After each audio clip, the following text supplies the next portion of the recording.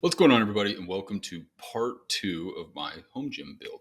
So we are very, very close to completing this. I'm just waiting on some additional storage options for my plates back here, as well as just a couple of, attachments and all that stuff. So what I'm going to show you in this video is the painting process, how I selected the colors. We'll also go through the Athena wall attachment, a little bit of a quick review on the build process and the overall quality, my power blocks, putting down gym flooring, and pretty much all the above here. And be sure to stay tuned for part three, which will be a full gym tour. It's not like this is a huge space, but it will go over everything that I have, including all the attachments that I have selected. So let's jump into the video and check out how I built this. So we'll kick this off with the paint process. And we tried out a couple of different options here. We were looking at more of the black here. So a couple of these options are very popular. So for instance, Black Magic over on the top right, there's Caviar there in the middle. In the very top left, there's P for Peppercorn, which is a more gray option.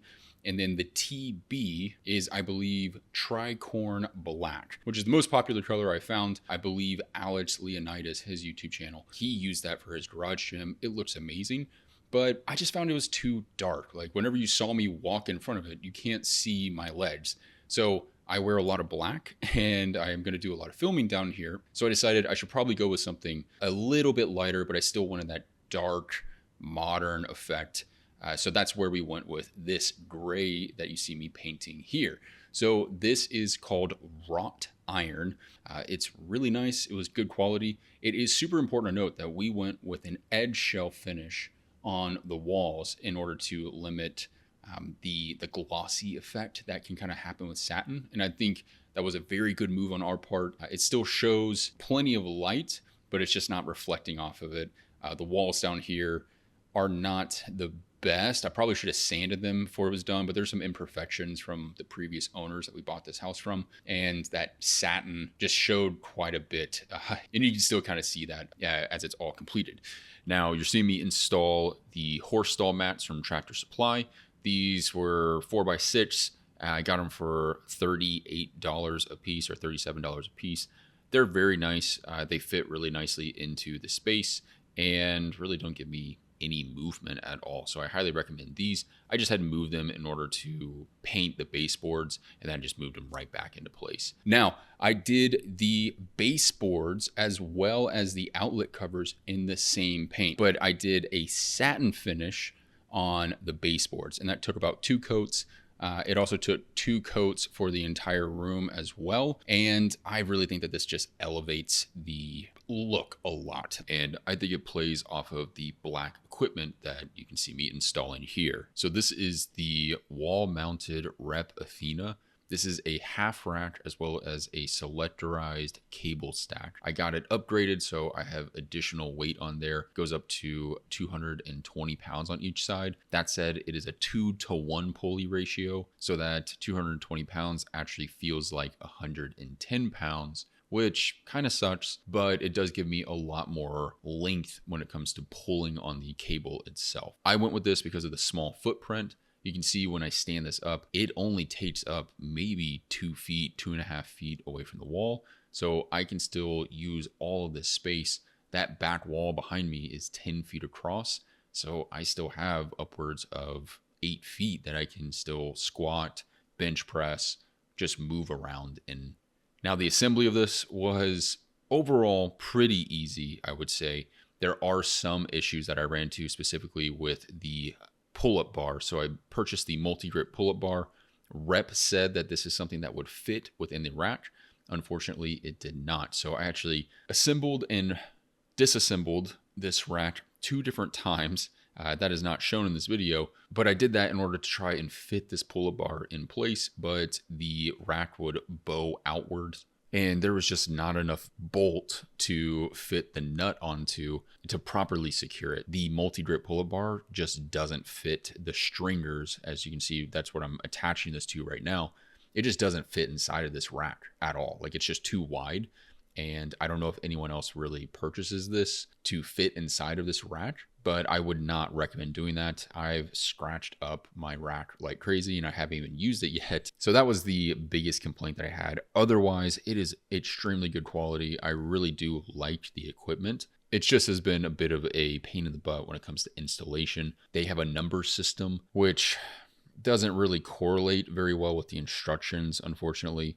So you're just kind of hopping from box to box, trying to find these pieces. So I would rate this a total of like 4 out of 5 stars.